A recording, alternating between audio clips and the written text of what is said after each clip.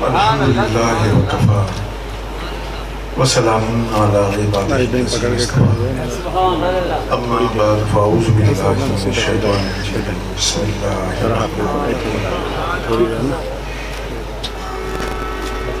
قال اللہ تبارک و تعالی فی الکلام المجید والقرآن الحمید وداعیا الی اللہ بإذنہ وسراجا صدق اللہ مولانا العلی العظیم وصدق رسولہ النبی الامین ونحن علی ذلک لمن الشاہدین والشاکرین والحمد للہ رب العالمین. تھوڑا سا ایک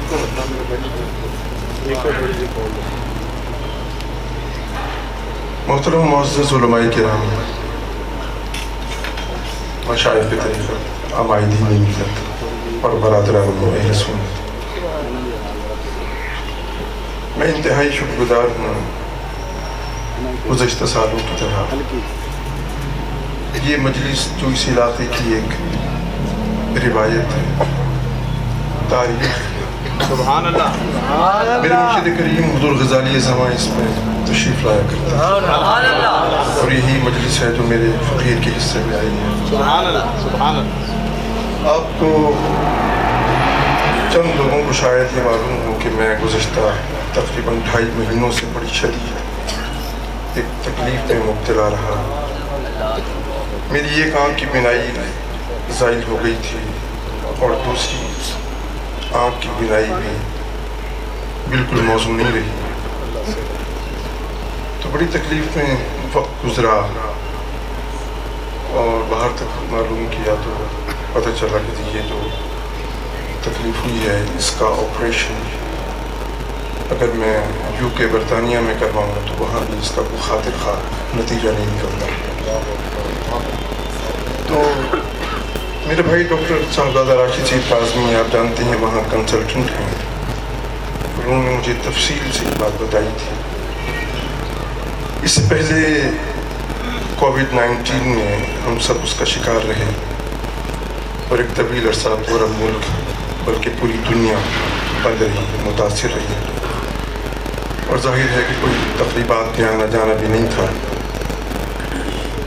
تو اس کے بعد میرا آپریشن ہوا تو میں تو اپنے نبی کے بارگاہ میں نے ایک ہی ورد رکھا، وَأَمَّا السَّائِلَ فَلَا تَنْهَرْ، کہ حضور آپ کے بارگاہ میں یہ غلام، یہ سائل، یہ بھکاری مانگتے حاضر ہو رہے ہیں. اب اپنے نبی کا در چھوڑیں تو کہاں جائیں؟ تو میرے نبی نے کرم فرمایا. دیتا تو اللہ ہی ہے نا، دیتا اللہ ہی ہے. بہرحال اس وقت بھی صورتحال یہ ہے کہ میں مطالعے سے قاصر ہوں، پڑھ نہیں سکتا. بہت تھوڑی سی دیر کے لیے کسی چیز پہ کنسنٹریٹ کروں تو کروں، ورنہ میرے سر میں درد ہوتا ہے. آج میں نے یہ قصد کیا تھا کہ میں یہاں حاضر نہیں ہوں گا، لیکن مجھے اہل خانہ نے کہا کہ نہیں جانا چاہیے، جب وعدہ کیا ہے تو وعدہ خلاف. مگر میں نے اپنے الیاس بھائی سے کہا، میں نے کہا کہ الیاس بھائی تقریر کی تو معذرت ہے. تو بہرحال انہوں نے مائک رکھ دیا، میں آپ کے سامنے کھڑا ہو گیا. کچھ چند باتیں جو پرانی یادداشت میں آپ کی سماعتوں کی نظر کر کے آپ سے وقف اجازت چاہوں گا. کیا مبارک پاکیزہ بابرکت مہینہ ہے، اور بڑے خوش نصیب ہیں وہ لوگ کہ جو اس مہینے کا جنہوں نے پہلے دن سے احترام کیا ہے. آپ یقیناً تقاریر تو سن رہے ہوں گے، آج 11واں دن ہے. آپ نے بڑی بڑی تقاریر سنی، بڑے پاکیزہ جملے سنے ہوں گے، ذہن میں بٹھایا بھی ہوگا. لیکن سوال صرف یہ ہے کہ کیا ہم نے اس مہینے کے تقدس کو اعمال ہونے سے بچایا؟ ہم میں سے کتنے ہیں کہ جنہوں نے اس مہینے میں کوئی نماز نہیں چھوڑی اور اپنی پیشانیوں کو اپنے رب کی بارگاہ میں جھکائے رکھا، عاجزی اختیار کی، پاکیزگی اور طہارت کا دامن ہاتھ سے نہیں چھوڑا، کسی کا دل نہیں دکھایا. اور یہی تو میرے نبی کی تعلیمات ہے۔ ہم حضور سے عاشقی کے دعوے دار تو ہیں، لیکن کیا ہم اس عاشقی کے معیار پر پورے بھی اترتے ہیں؟ ہمارا حال کیا ہے؟ ارأیت الذی یکذب بالدین فذلک الذی یدعو الیتیم ولا یحض علی طعام المسکین۔ رب کائنات نے ترتیب کو بدل دیا، پہلے حقوق العباد کو بیان فرمایا، عام لوگوں کے حقوق کی بات کی، پھر رب نے اپنے حق کو ارشاد کیا۔ تو کیا آپ نے دیکھا نہیں کہ یہ لوگ روز محشر کو جھٹلا رہے ہیں؟ کیوں جھٹلا رہے ہیں؟ دعوے پر دلیل کیا ہے؟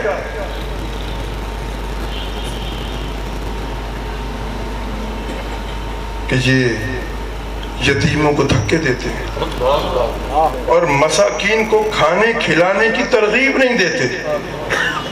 صاحبو، یہاں رک کر میں ایک جملہ بولنا چاہوں گا کہ آج کسی یتیم کو دھکا دینا تو دور کی بات ہے، مسکین کو کھانا نہ کھلانے کی بات تو علیحدہ ہے، اور وہ بھی اس کی ترغیب کی، وہ تو دور کی بات ہے۔ کسی یتیم کی کفالت تو درکنار، آج حرمہ نصیبی تو یہ ہے کہ ہم تو اس دنیا کے اپنے ماحول کے مفلوق الحال لوگوں کے مال کو غصب کرنا اپنا حق سمجھتے ہیں۔ کیا حالات ہیں ہمارے؟ آقا کریم علیہ الصلوۃ والسلام کی تعلیمات کیا ہیں؟ آج عید کا دن ہے نا، آپ کو عید کا دن مبارک۔ یہ حضور کی ولادت کی گھڑیاں قریب آ رہی ہیں، بڑی مبارک اور سعادتوں کی لمحات ہیں۔ تو عید الفطر کا دن ہے، میرے سیدی گھر سے باہر تشریف لاتے ہیں، عیدگاہ جانے کا ارادہ ہے، اور عالم یہ ہے کہ ایک انگلی حسن نے تھامی تو دوسری حسین علیہ السلام۔ حضور جب باہر تشریف لائے تو کسی بچے کے رونے کی آواز آئی، حضور نے ملاحظہ فرمایا گلی سے آواز آ رہی ہے، حضور نے ذرا ادھر کو رخ کیا، حضور تشریف لے گئے، دیکھا کہ ایک معصوم بچہ ہے، اپنی پیشانی کو مدینے کی اس گلی کی کچی دیوار سے ٹیک کر زار و قطار رو رہا ہے۔ سبحان اللہ، سبحان اللہ۔ میرے سیدی تشریف لے اپنا دست نبوت اس کے سر پر رکھا، حضور نے پوچھا اے معصوم روتا کیوں ہے؟ اس نے دیکھا، ارے یہ تو میرے سید کیا ہے، یہ تو سرور کونین آ گئے، یہ تو یتیموں کے والی آ گئے، مسکینوں کے ماں باپ ملجا آ گئے۔ وہ حضور سے چپٹ گیا اور زار و قطار رونے لگا۔ میرے حضور نے اس کو تسلی دی، پوچھا ماجرا کیا ہے، روتا کیوں ہے؟ اس نے کہا حضور پچھلے سال جب عید الفطر تھی نا تو میرا باپ زندہ تھا، حضور اس نے مجھے نہایا، مجھے دھلایا، مجھے صاف ستھرے کپڑے پہنائے اور خوشبو لگائی، اور مجھے اپنے کندھوں پر بٹھا کر حضور وہ عیدگاہ لے گیا۔ حضور آج میرا باپ زندہ نہیں ہے، میرے نبی نے فرمایا جس کا باپ نہ ہو محمد عربی اس کا باپ۔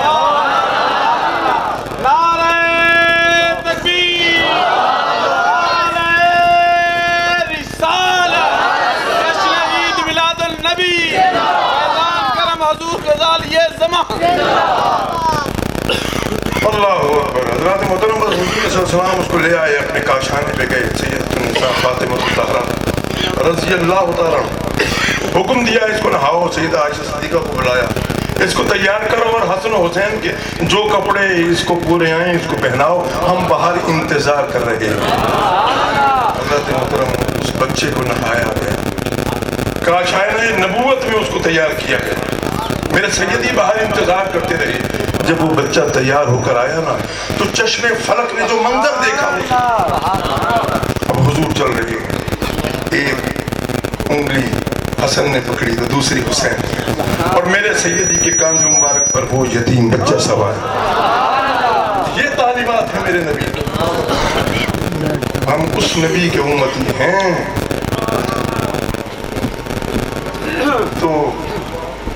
بات تو لمبی چوڑی ہے. سوال یہ ہے کہ یہ جو میں یہ عرض کرنا چاہتا ہوں کہ یہ جو مہینہ ہے یہ تو اپنے محاسبے کا مہینہ ہے.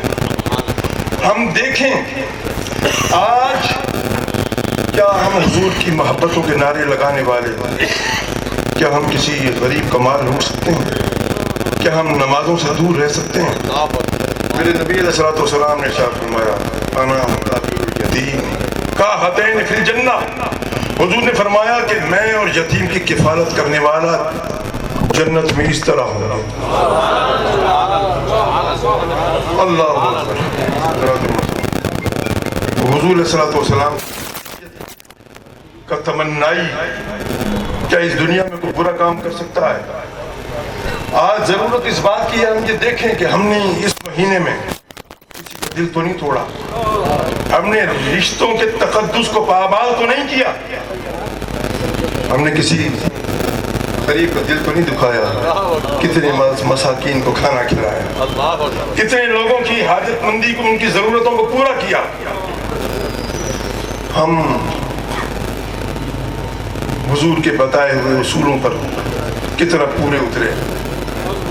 حضرات محترم، بس آخری بات، میں نے جو پہلے بات کی نا کہ میں نے اپنے نبی سے حضور کی خدمت میں عرض کیا، حضور کرم فرمائیں، آپ کا غلام کو یہ تکلیف ہے. میرے نبی نے کرم فرمایا. اب ہو سکتا ہے کسی کے ذہن میں یہ سوال آئے کہ جی عطا کرنے والا تو اللہ ہے، آپ تو نبی سے مانگتے رہے، تو ہمیں اللہ تبارک و تعالیٰ سے کیا مانگنا چاہیے، کیا کچھ مانگنا چاہیے؟ دیکھیے، بس اس ایک سوال کا جواب دے کے میں آپ کی ٹانگ چھوڑتا ہوں. حضرات محترم، ہمارا حقیقی مالک اور حقیقی خالق تو صرف اللہ ہے. وہی ہماری اس دنیا میں اگر کوئی مدد کرتا ہے تو در حقیقت اس کے پیچھے رب کائنات ہی کی مدد ہے. مدد حقیقی رب کائنات کی ہے، باقی سارے اسباب ہیں. کوئی شخص مدد کرتا ہے تو وہ سبب ہے جو رب نے پیدا کیا. رب کائنات مسبب الاسباب ہے، سبب نہیں. ہمارا اللہ سبب کو پیدا فرمانے والا ہے.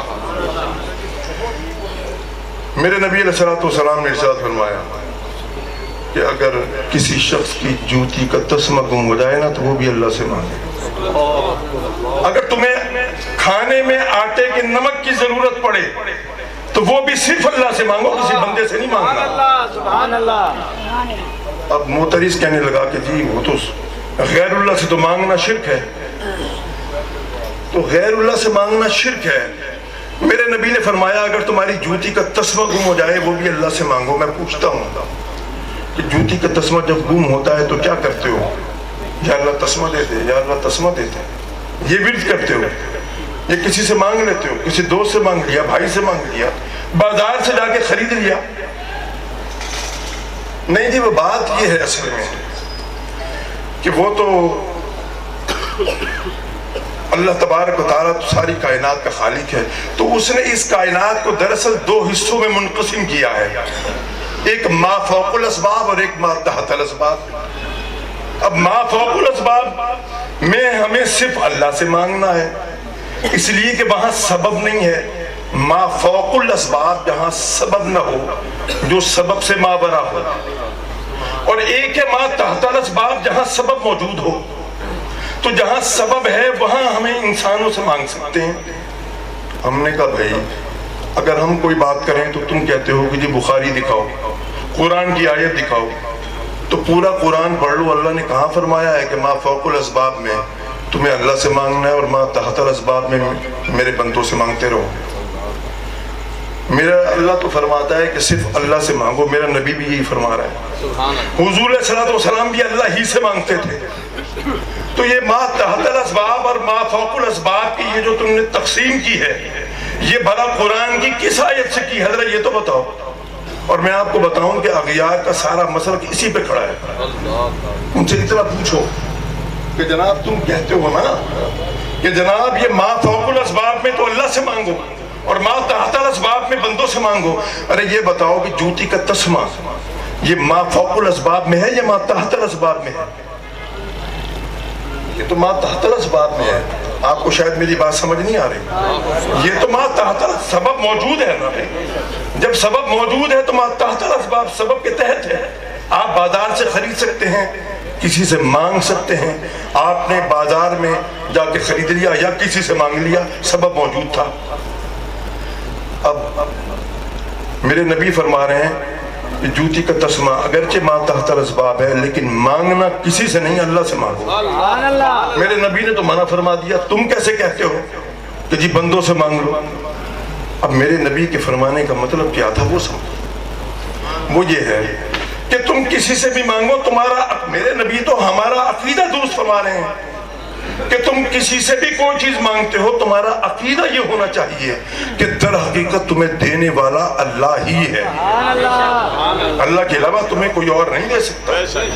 میں نے اگر تمہاری مدد کی, تم نے کسی غریب کی مدد کی, تو یہ دراصل حقیقی مدد اللہ کی ہے, میں تو سبب ہوں. تو میرے نبی علیہ الصلوۃ والسلام بھی سبب ہیں. اللہ نے سبب بنایا اپنے مصطفیٰ کریم کو. میرے نبی فرماتے ہیں اللہ یعطی وانا قاسم, دیتا تو اللہ ہے, میں تو تقسیم کرتا ہوں. امام شہرانی سے کسی نے پوچھا, بلکہ آپ نے فرمایا کہ تم میں سے اگر کوئی یہ کہے کہ جی اس کائنات میں کسی شخص کو حضور کے واسطے کے بغیر کوئی چیز مل سکتی ہے, فرماتے ہیں کہ میرا جواب وہی ہوگا جو امام ابن عربی کا ہے. وہ کیا ہے؟ فرمایا نہیں مل سکتی. کائنات میں, حضور کی شریعت میں, حضور کی امت میں ہو یا پہلی امتوں میں ہو, کسی جس کو جو کچھ ملا ہے میرے نبی کے واسطے اور وسیلے سے. حضرت محترم, کیا بات ہے, وقت بھی نہیں ہے تو کوئی طولانی بات تو ہے نہیں. میں ہمیشہ اس مجلس کا دل سے اس سے محبت کرتا ہوں, اور میری یہ دعا ہے کہ اللہ تبارک و تعالی یہاں کے لوگوں میں آپس میں محبت دے, اور ہمارے دلوں میں اللہ تبارک و تعالی ایک دوسرے کے لیے گنجائش بنائے. آپ سے لوگ آئے ہیں, محبتیں لے کر آئے ہیں, نور کا باڑا بٹ رہا ہے, اور حضور کی آمد کی گھڑیاں قریب آ رہی ہیں. یہ آپ جو کچھ کر سکتے تھے یہ حکم میں آپ نے لگائے, شامیانے لگائے, لائٹیں لگائی, اتنا انتظام کیا, اللہ کو لٹائے. سبحان اللہ. نبی کے نام پر میرا نبی اس کو قبول کرے, اللہ قبول فرمائے, اور آپ کو اس پر جزائے خیر عطا. اور دعا ہے کہ اللہ تبارک و تعالی ہم سب کو سچا اور پکا مسلمان اور حضور کا غلام اور امتی بنائے.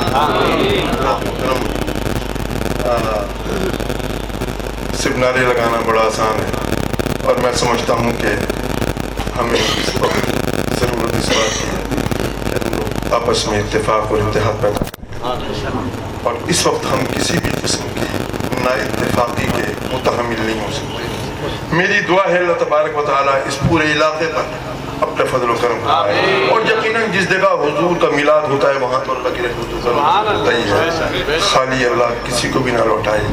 اس مجلس میں جو بھی آیا اپنی مرادیں بھر کر جایا.